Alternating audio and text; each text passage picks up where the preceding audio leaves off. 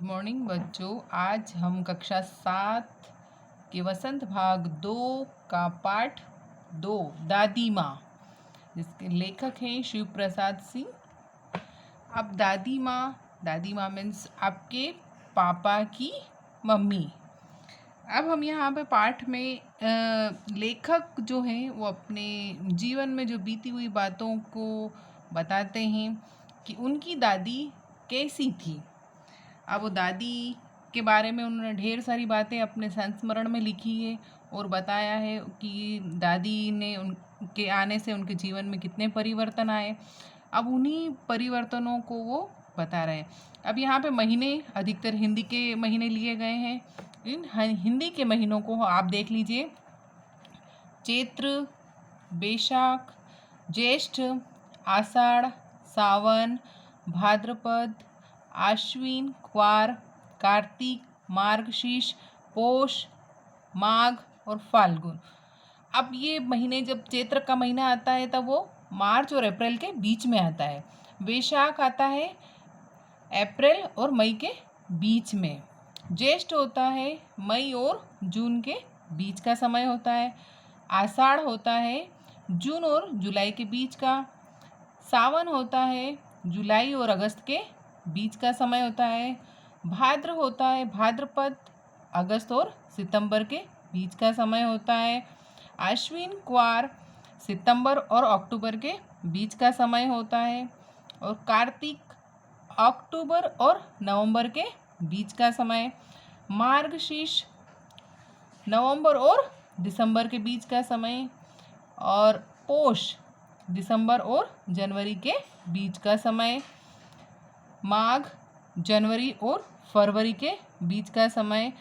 फाल्गुन फरवरी और मार्च के बीच का समय होता है। अब चैत्र को हम यहाँ चैत भी कहते हैं, ज्येष्ठ को जेठ भी कहते हैं, भाद्रपद को भादव का महीना भी कहते हैं, और पौष को पौष भी कहते हैं, और फाल्गुन महीने को फागुन का महीना भी कहते हैं। यहाँ पर लेखक संस्मरण द्वारा अपने जीवन की जो बातें हैं उन बातों को बताना चाहते हैं। जब भी लेखक बाहर काम कर रहे हैं और जब भी उनको छुट्टियाँ मिलती है तो वो अपने घर की ओर जाते हैं और अपने परिवार के साथ रहना पसंद करते हैं। अब जब भी छुट्टी हुई, लेखक दौड़ के अपने परिवार के पास जाते हैं तो बताते हैं कि वहाँ का वर्णन, वो जो गांव का वर्णन है, उस वर्णन को वो अपने संस्मरण में लिखते हैं। लेखक के सामने जब बारिश के बाद का जो मौसम होता है तो उसको बताते हैं कि शरद की शीत किरणें, क्वार के दिन। अब जब बारिश हो जाती है और बारिश के समय जो हरी घास, मोथा और साई की अध गली घासें, घेऊर और वन प्याज की जड़ें, ये सारी चीज़ें क्या होती, प्रकृति में फैल जाती है, पनप जाती है। और कुछ ज़्यादा बारिश होने के बाद क्या होता है कि ये सड़ जाती है। अब जब बारिश ख़त्म हो गई है तो सारे तालाब कैसे हो गए, फुल हो गए, पानी सभी जगह हो गया। तो वो झाग भरे तालाब, जगह जगह छोटे छोटे से जलाशय, पोखर बन गए हैं। गांव का एक जो दृश्य है वो दृश्य लेखक अपने संस्मरण में बता रहे हैं। और आषाढ़ में आम और जामुन, ये फल गांव में अक्सर मिल जाते हैं। अब लेखक को गांव में के चारों ओर का जो दृश्य याद आ रहा है, बार बार दृश्य याद आ रहा है कि पानी में, वो झाग भरे जलाशय में कैसे पानी में खेलना, कूदना और फिर वापस बीमार पड़ना। अब वो बार बार लेखक के मन में ये इच्छा हो रही कि चाहे हमको अगहन में चिवड़ा और गुड़ ना मिले खाने के लिए, बच्चों को कभी क्या होता है ना, मीठा खाना बहुत पसंद होता है, तो अब वो लेखक मना करे कि हमको ये चीज़ें ना मिले, चैत के दिनों में लाई के साथ गुड़ पट्टी न मिले। लेकिन वो झाग भरे तालाब में, पोखरों में क्या है, बार बार खेलने दिया जाए। बच्चों को पानी में खेलना बहुत पसंद होता है, तो वो पानी में, झाग भरे तालाब में खेलना चाहते हैं लेखक। और जब भी छुट्टियां होती है तो वो वहाँ जाते हैं और झाग भरे तालाब में खेलते हैं, कूदते हैं। और नहा धोने के बाद क्या होता है, वातावरण चेंज होता है तो वो बीमार पड़ जाते हैं, उनको ज्वर हो जाता है। ज्वर मीन्स बुखार आ जाता है। जब वो बुखार आ जाता है तो उनकी दादी उनका ध्यान रखती है। अब दादी ध्यान रखती है तो साथ में डांटती भी है। डांटने के बाद उसे खाने के लिए देती है। हाँ, बार बार आके लेखक को क्या करती है, हाथ लगा के छू के देखती है, माथे पे हाथ लगाती है, पेट को छू के देखती है कि बुखार ज़्यादा तो नहीं है। अब खाने में फिर क्या दे रहे हैं कि नींबू और साबूदाने की खिचड़ी। और बार बार देखेगी कि कहीं ज्वर मीन्स बुखार ज़्यादा तो चढ़ा नहीं। और रजाई उड़ाती है कहीं ठंड ज़्यादा तो नहीं लगी। फिर बार बार आके दादी क्या करती है, देखती कि घर में बीमार है, कोई दूसरा व्यक्ति आके घूम के चला तो नहीं गया। बीसों बार वो वहीं बैठी रहती है, घर की कमरे की साफ सफाई करती है। फिर भूत से लेकर मलेरिया, सरसाम, निमोनिया तक का अनुमान विश्वास के साथ कहती है कि हो सकता है ये हुआ हो सकता है ये हुआ। सारी दवाइयाँ, सारी जड़ी बूटियों का इलाज दादी को पता है और वो सारी दवाइयाँ उनके ऊपर आजमाती है, उनको ठीक करने के लिए करती है। अब महामारी, अब वो लेखक के वहाँ पर ज़्यादा बारिश होने की वजह से क्या होता था कि बीमारियाँ फैलती थी। और बीमारियाँ फैलने में महामारी विशु का आए दिन हो जाती थी। यानी कि उल्टी दस्त की जो बीमारी होती थी उस वक्त, उस ज़माने में, तो दादी के पास अक्सर घर के लोगों के अलावा बाहर के आसपास के और गांव के लोग भी दवाइयाँ और जड़ी बूटियों की दवाइयाँ जो बनाती थी दादी, वो लेने के लिए आया करते थे।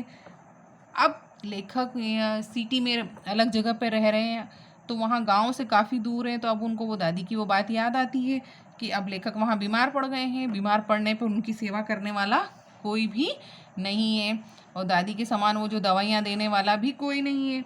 अब वहाँ पर नौकर आता है और खिचड़ी पका कर दे देता है और डॉक्टर को आते हैं, डॉक्टर साहब आते हैं और उनकी नाड़ी देखकर चले जाते हैं।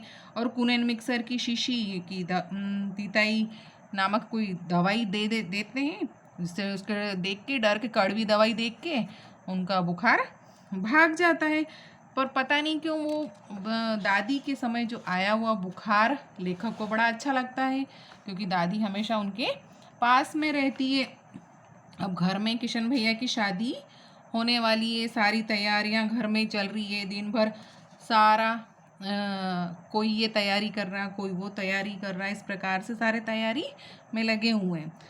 अब रामी चाची दादी के पास में कुछ पैसा उधार लेने के लिए आती है तो दादी उसे बुरी तरह से डांटती है, बिगड़ती है कि जब तुझे पैसों की ज़रूरत रहती है तो तू नाक रगड़ती हुई मेरे पास आ जाती है।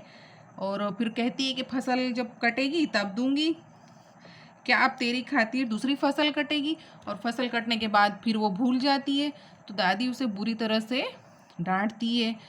अब रामी चाची रोती हुई दोनों हाथों से आंचल पकड़ते हुए, आप चित्र में देखो, यहाँ पर दादी खड़ी है और रामी चाची भी आंचल पकड़कर दादी के पैर छू रही है और कह रही कि बिटिया की शादी है, आप दया नहीं करेगी तो कौन करेगा?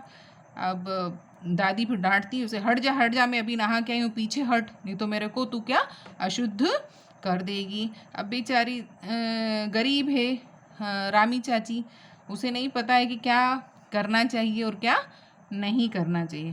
बहुत दिन हो जाते हैं तो फिर लेखक दादी को बोलते हैं कि दादी आप उनको पैसा दे दो, क्यों नहीं दे देते हो यूँ? तो दादी लेखक को डांटती है कि तुझे क्या पता चलेगा, तू चुप रहे यूँ।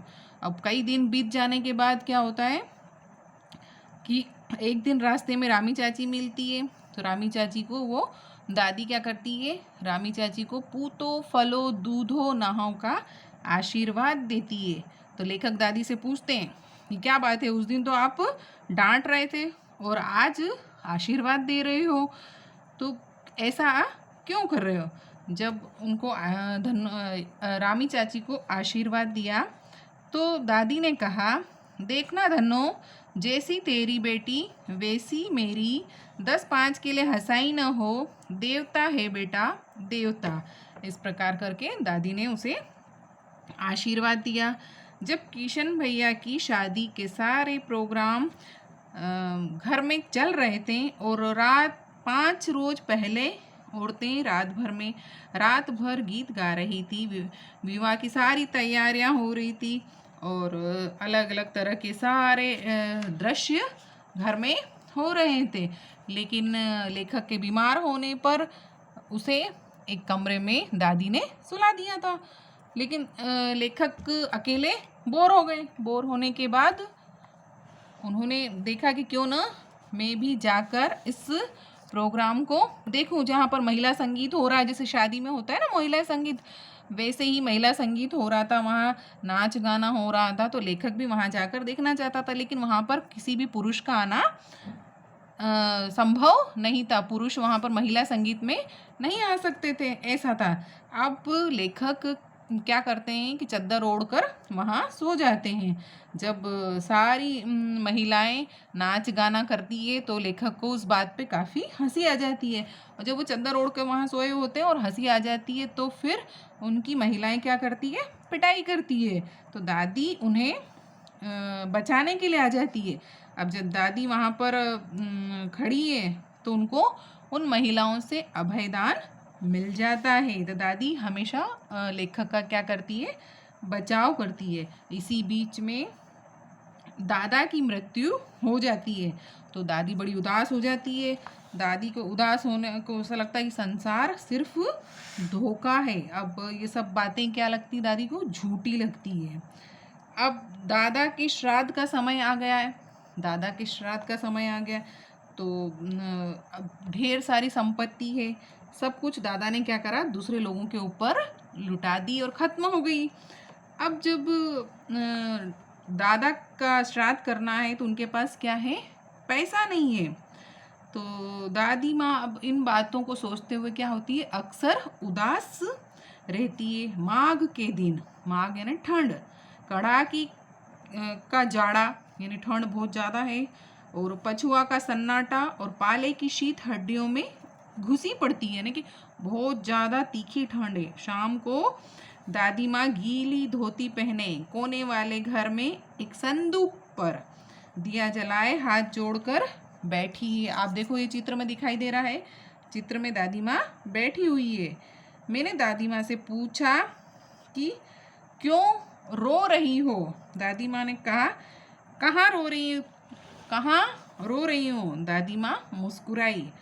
दादी माँ फिर लेखक उस बात को पलट देती है और लेखक की चिंता करते हुए कहती है कि तूने खाना खाया कि नहीं, चल तू खाना खा ले। फिर लेखक बोलते कि नहीं, पहले आप गीले कपड़े हैं, ये गीले कपड़े तो बदल लो, सर्दी का समय है और आप बीमार हो जाओगे। लेकिन दादी माँ इस बात को नहीं मानती है। इतने में चार पाई पे यानी पलंग पे किशन भैया बैठे बैठे सोच रहे हैं कि दादाजी का जो श्राद्ध करना है, अब वो श्राद्ध के लिए पैसे कोई दे नहीं रहा है। क्योंकि जब इनके पास पैसे थे, इनके दादा के पास थे, तो ये सभी लोगों की मदद करते थे और जब इनको मदद की ज़रूरत पड़ी तो किसी ने इनको पैसे देने से सबने इनको मना कर दिया। तो दादी माँ बोलती कि तू रोता क्यों है। तेरे दादा ने, उन्होंने क्या करा कि अब एक संदूक खोली, संदूक खोलकर एक चमकती सी चीज़ संदूक में से निकाली और कहा है कि तेरे दादा ने ये कंगन मुझे दिए थे। संदूक में से निकाल के बताया कि कंगन, सोने के जो कंगन है वो मेरे को तेरे दादा ने दिए थे, लेकिन मैंने उसे आज तक नहीं पहने, संभाल कर रखे। ये उनके वंश की निशानी है और इसीलिए संभाल के रखें कि वो आगे पीछे कहीं ना कहीं काम आ जाएंगे। और ये सब सोच के किशन भैया और लेखक जो दोनों होते हैं वो बहुत ही वो हो जाते हैं कि दादी माँ ने देखो अभी भी कितनी दादा के लिए कितनी सारी चीज़ें संभाल कर रखी और ऐसे समय के लिए भी रखी कि परेशानी में ये चीज़ें काम आ जाए। सचमुच में लेखक को दादी एक शाप भ्रष्ट देवी सी लगी। अब यहाँ पर ये जो लेखक पत्र को पढ़ते हुए उन सारी बातों को याद करते हैं जो उनके साथ में रहे और उन्होंने बिताई उन बातों को। अब वो पढ़ते पढ़ते वो क्या धुंधली होती जा रही छाया, और जो याद थी दादी माँ की वो याद धीरे धीरे करके धुंधली होती जा रही। अब लेखक के घर के पास में खजूर का पेड़ है, उसके ऊपर क्या है, कौवा अपनी घिनौनी काली पाँखें यानी पंख फैलाए हुए काँव काँव की आवाज़ कर रहा है। तो लेखक को उसको देख के भी बड़ा सा अजीब सा लग रहा है कि कैसा ये कौवा है और ये क्या आवाज़ कर रहा है, सब चीज़ें उसको खराब सी प्रतीत हो रही है। और हाथ में उनके पास में, लेखक के पास में किशन भैया का पत्र है और पत्र को पढ़ते जा रहे हैं, उनके हाथ भी क्या हो रहे, कांप रहे हैं। अब सारी चीज़ें क्या हो रही, काली सी कतारें धूमिल हो रही हैं, आंखों पर विश्वास ही नहीं होता है कि जो पत्र में पढ़ रहे हैं उस चीज़ के लिए उनको विश्वास नहीं होता। मन बार बार ही पूछ बैठता है, क्या सचमुच दादी माँ नहीं रही। लेखक ये पूरा पत्र में पढ़ते हैं और अपनी दादी माँ को याद करते हैं कि उनकी दादी ने उनके जीवन में क्या क्या किया, कैसे वो उनका ध्यान रखती थी, परिवार का ध्यान रखती थी, दादा का ध्यान रखती थी, सबका ध्यान रखती थी। इस प्रकार उनकी दादी की पूरी बातों को वो क्या करते हैं, अपने जीवन में उतारते हैं और याद करते हैं। Thank you for this watching video.